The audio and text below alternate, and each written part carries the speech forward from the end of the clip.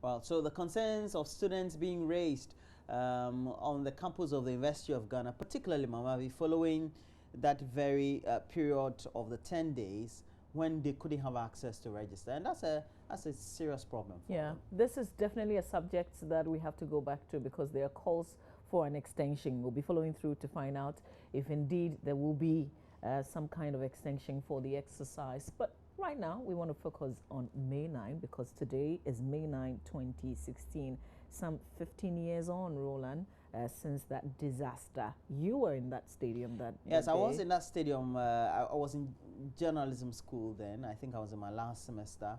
And I was a great supporter. I'm still a great supporter of Kumasi Asante Kotoko. But after House of Oaks scored the first goal, then I left the You're stadium. disappointed, so yeah, so I had to walk through GIJ, take a car through Kolebu. It was later. I think there was it a Champions League match or something of the sort that evening at the same time that we got to know that there was a disaster or something of the sort. And it was the stadium was packed. I remember when I walked from GIJ to the stadium at the time, and how that happened, I didn't know, and I still can't fathom how it happened the way it did.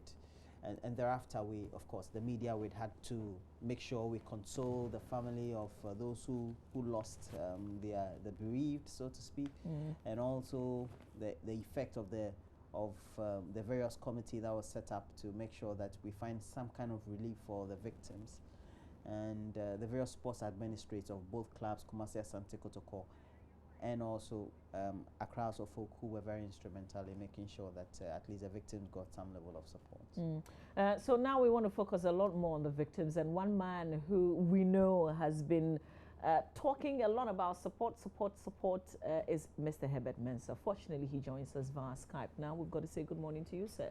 Thanks for your time. Hello, Mr. Mensah. Hi, Herbert. Hi, Herbert. Hi, good morning. Good morning. Hi. Now, we know that it's 15 years on. Morning. We know that it's 15 years on, but particularly for all the things that we say we should have done, either it's a lot more support for the victims, but also for the football fans at the stadium. Would you say we have achieved that? Well, I don't think that much, if anything at all, has been done for the supporters, the victims. I think that's very clear. I mean, we do this every single year since it happened. From the day of the actual occurrence and our involvement at that level of not just myself, but there were a lot of other people who actually sort of got involved when security services had disappeared, when there was no Red Cross, when there was no infrastructure to support the people who'd gone to the stadium that day.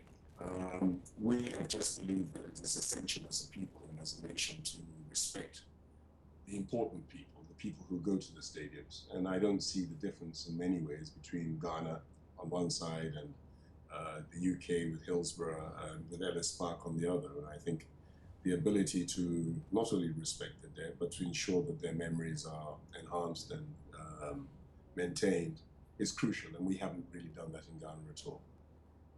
Now, particularly when we know that after years of investigations, there's some finality or some outcome to the Hillsborough disaster. Does that kind of cast a negative or a dark shadow over the incident in Ghana in terms of how the authorities may not have done enough?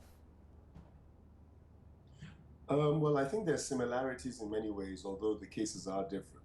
Margaret Aspinall, has been one of the ladies leading the fight for Hillsborough. I've been very close with her over the years, and she was meant to come here this year to join us in a historic celebration between the people that I brought in from Ellis Park, who joined us this year, and herself.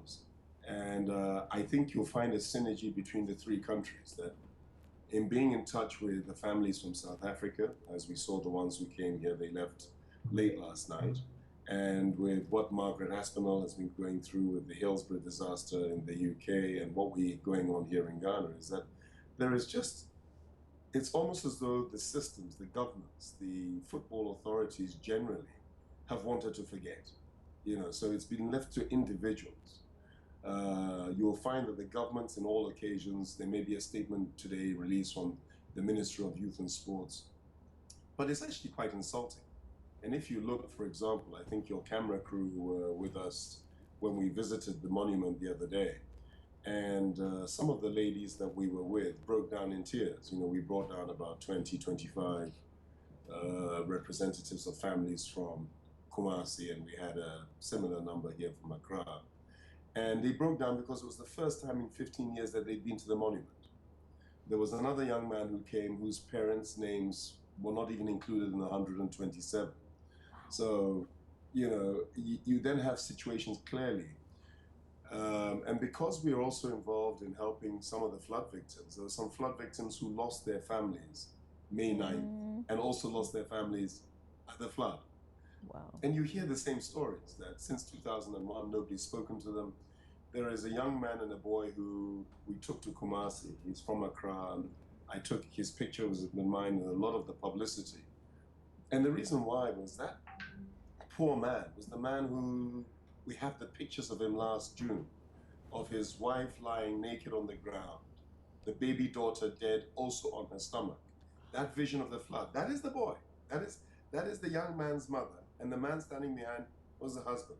Nobody, but nobody, has been in touch with them. So we have these issues where great people lose their lives, they lose everything, and symbolically as a nation, we've let them down.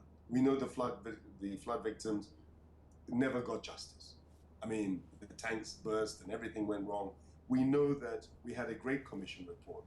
Samuel Kujato, a great, great, great lawyer, did his work, and then suddenly we went through our own very peculiar judicial system in which everybody was absolved or there was not enough evidence, and therefore nothing happened. But for those of us who carried bodies, for those of us who went trying to get the bodies out, the questions of why the gate at the back was locked, when hundreds of people were trying to escape, the people who gave the order for tear gas to be fired randomly, forcing them into one hole, of which it is the gate could not be opened.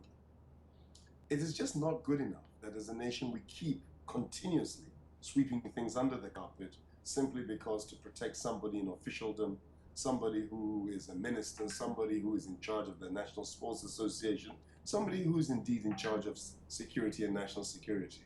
So it looks as though that is the way, but we had it in Hillsborough at the same time where the police tried to even lie about the people. So it's a synergy that I think affects all countries.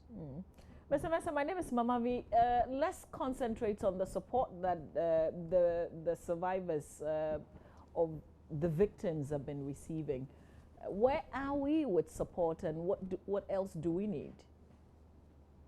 Well, it depends. We people like myself don't do it. We don't represent government. In fact, the only political person who's been involved for the last 3 or 4 years has been Matthew Opoku Prempeh, the MP for Menchia South, who every year gives something. I mean, he has the feeling and he gives.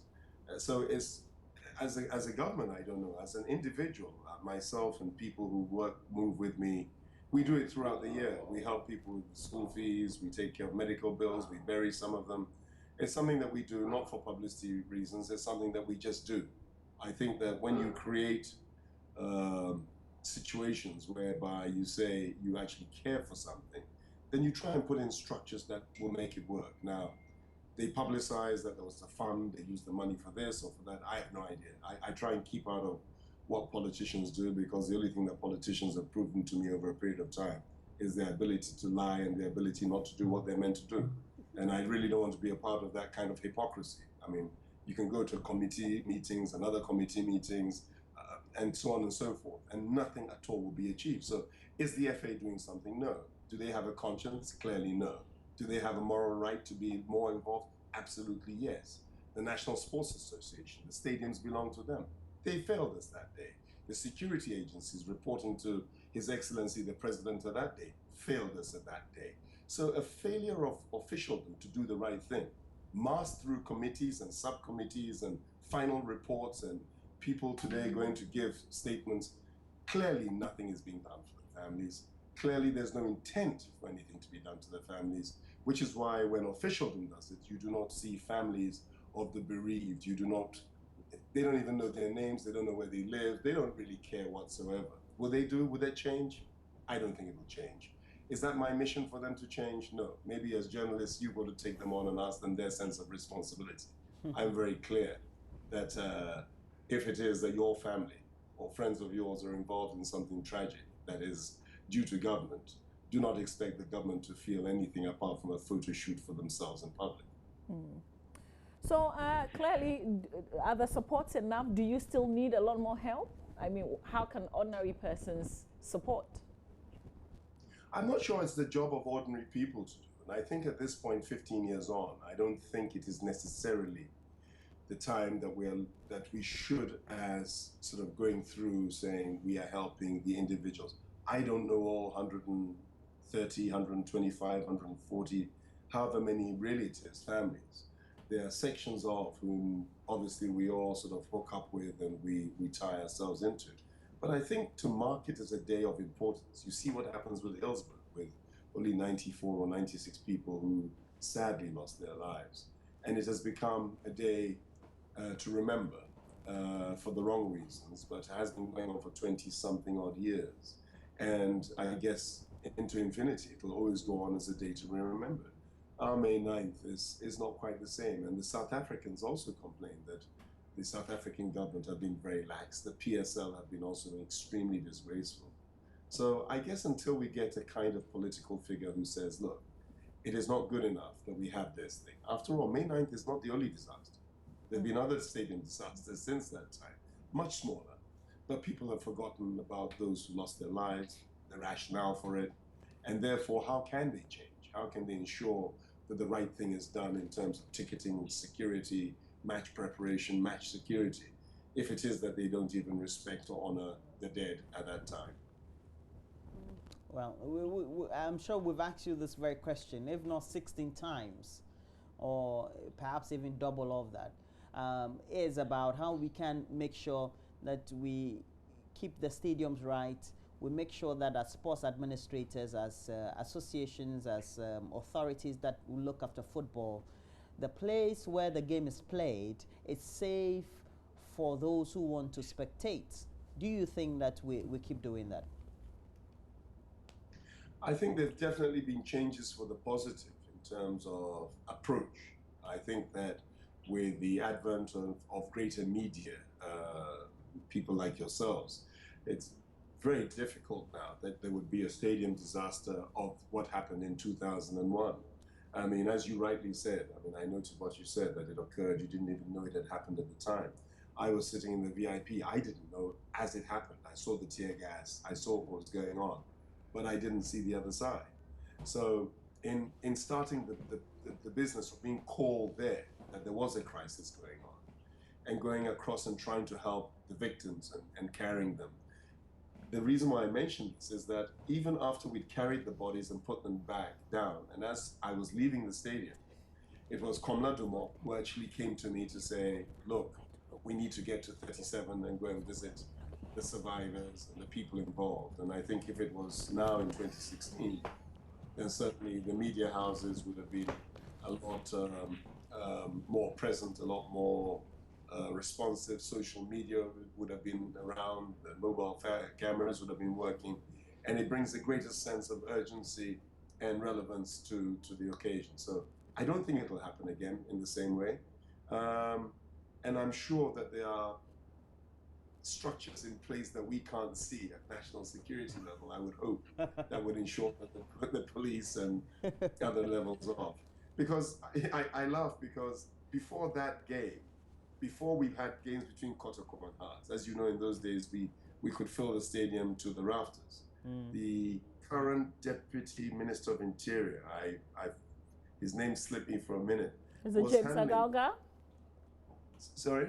The Deputy Interior Minister now is James Agalga. Which is the other Deputy Minister? No, we only have one Deputy Minister for Interior. And it's not him. The name will come up. He used to be in charge of national security at the time for football matches, and he was fantastic. He was absolutely fantastic. Alaji, I'll get his name. Absolutely fantastic.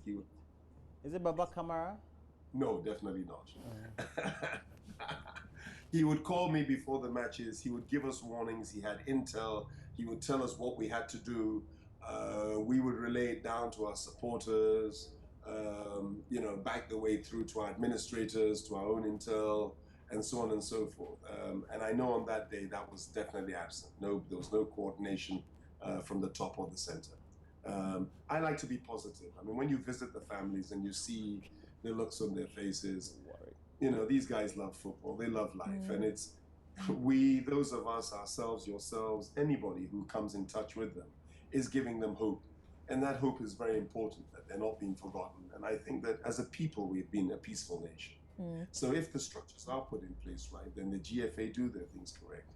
We can't eliminate passion. We saw at Chelsea Tottenham 2 weeks ago, you know, even there, it was turned into a scuffle, but the security people were able to bring it under control very quickly.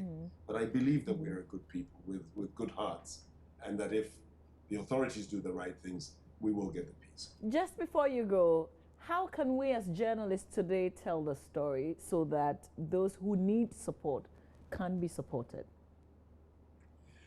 I think there have been 2 or 3 organizations, and I think certainly yourselves have done a great job in reporting this. I think that when we look back at what has happened over the last 4 days, 5 days, we started the May 9th celebrations from Wednesday because we knew it would be a weekend.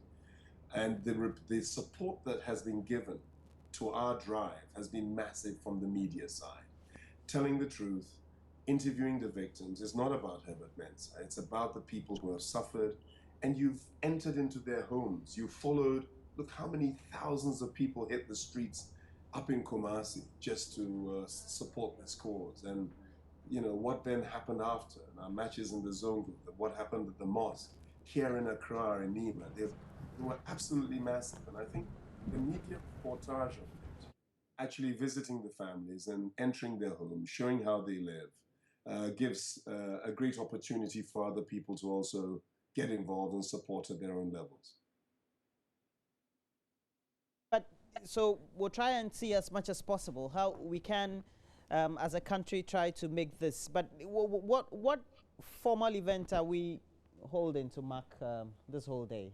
Because I know you came from the UK just because of this. No, we've actually started on Wednesday, as I said.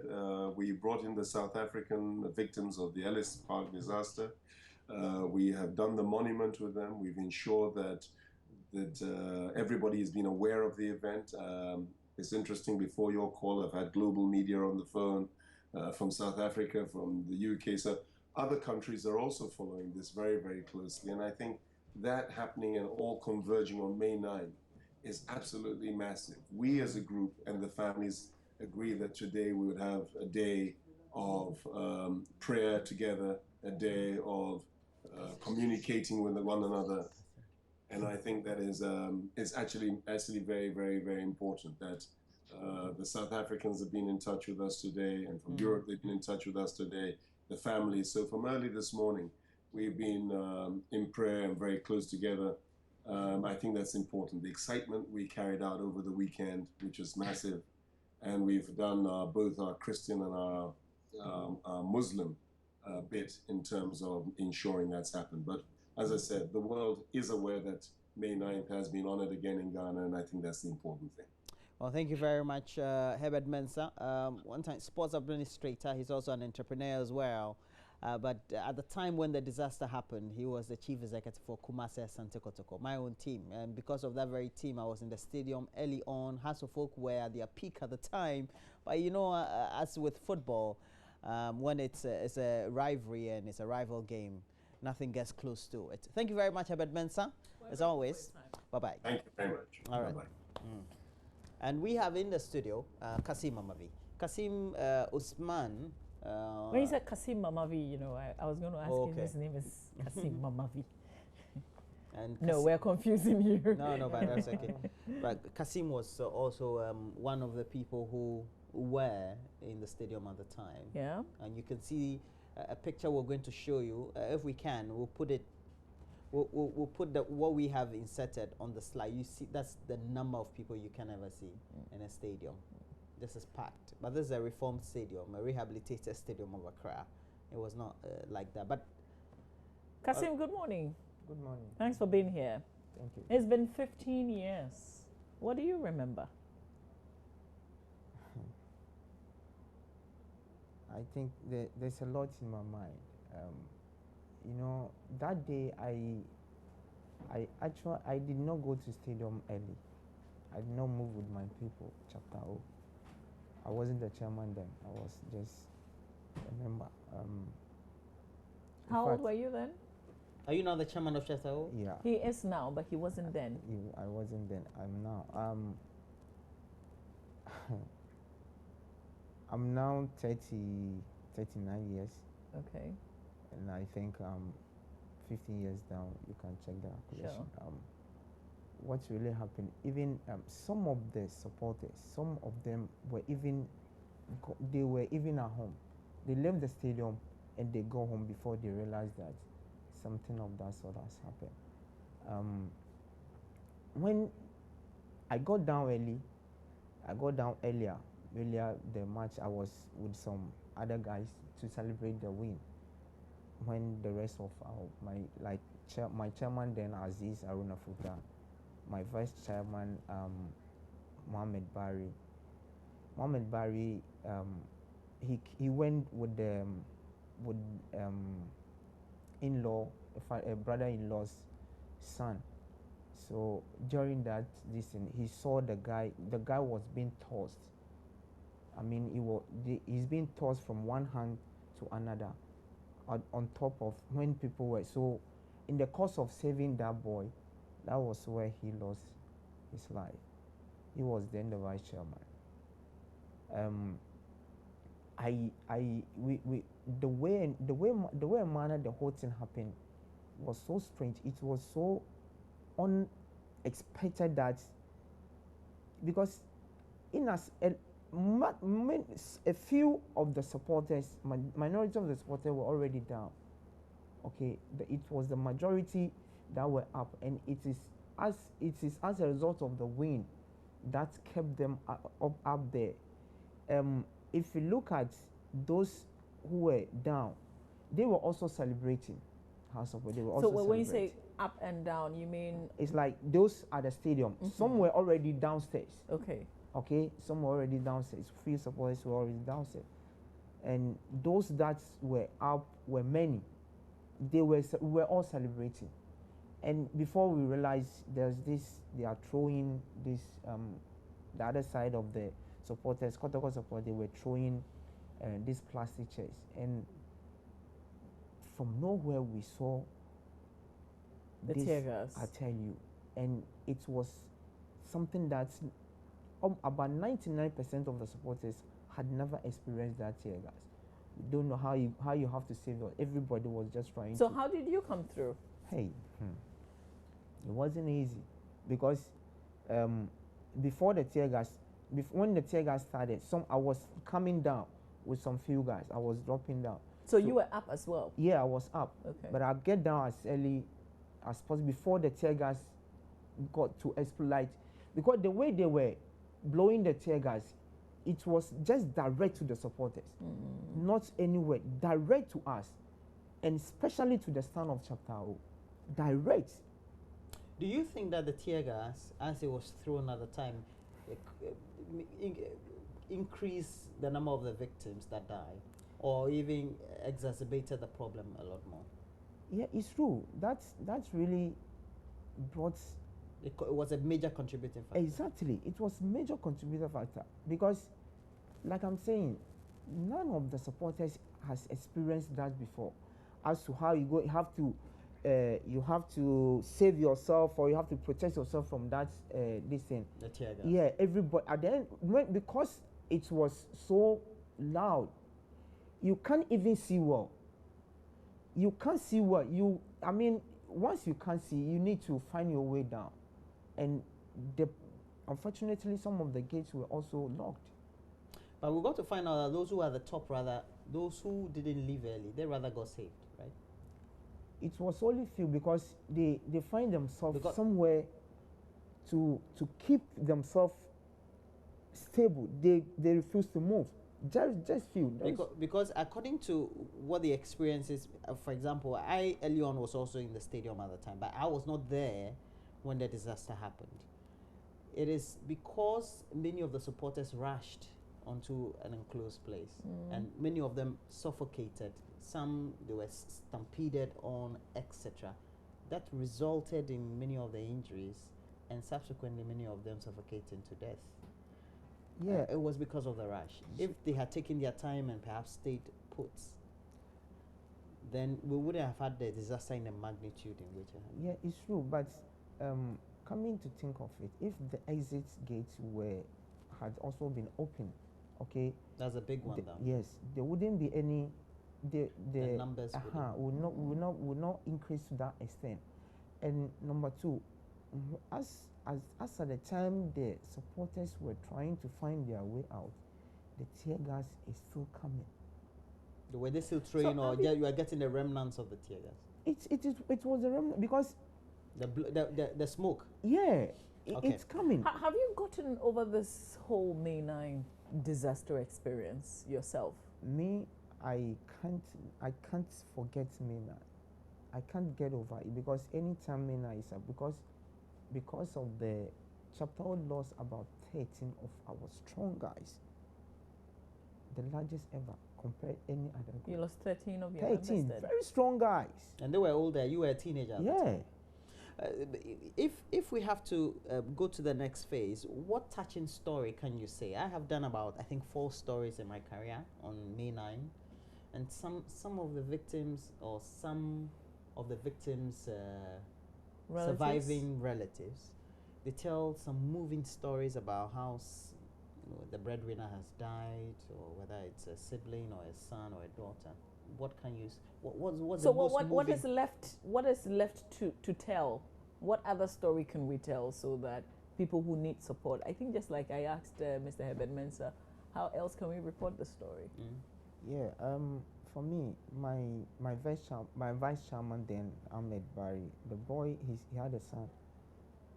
The boy is grown up now. How old is he now? He was then, I think, 4 or so. Yeah. So now he He's may be now about 19, 20. 19, yeah. And the boy, the boy's situation and his life, if his lifestyle is really not the best. Yesterday, we were with him at our place. I believe that the stakeholders, those in charge of the funds, should have done best to ensure that every victim.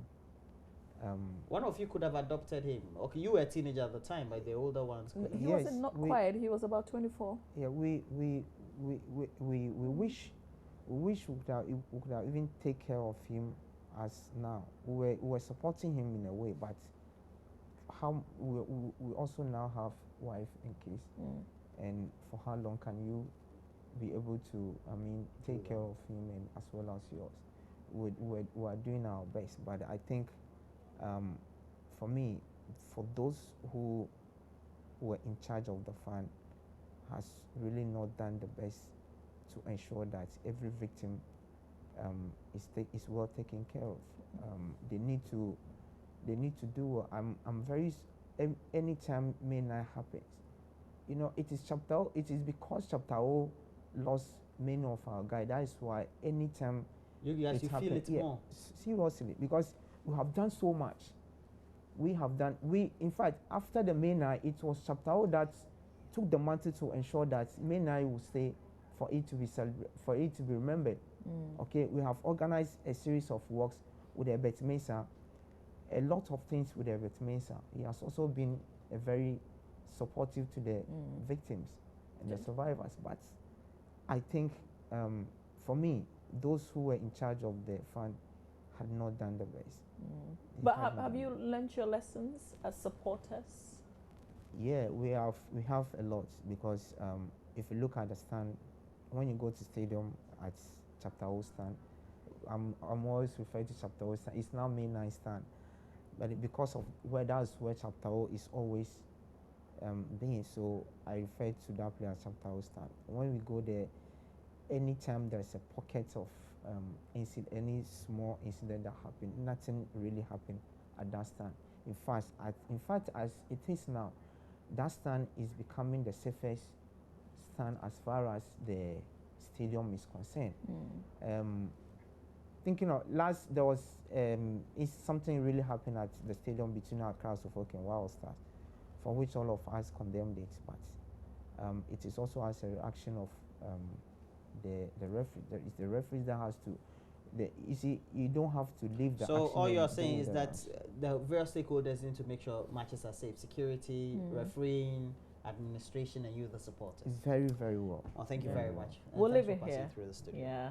But I don't know, we have to get to a point where we leave the referees to do their work. Whether you think they've cheated or not, let it be the people who are in charge of the games. Let them judge, but don't judge on the pitch. I think that's our problem as Ghanaians now. Yeah. But Awa, we're grateful that you could join us. Somebody sent a message. Let me quickly read it. It says, in fact, if you look at how this man is talking, you can see that that day was real bad.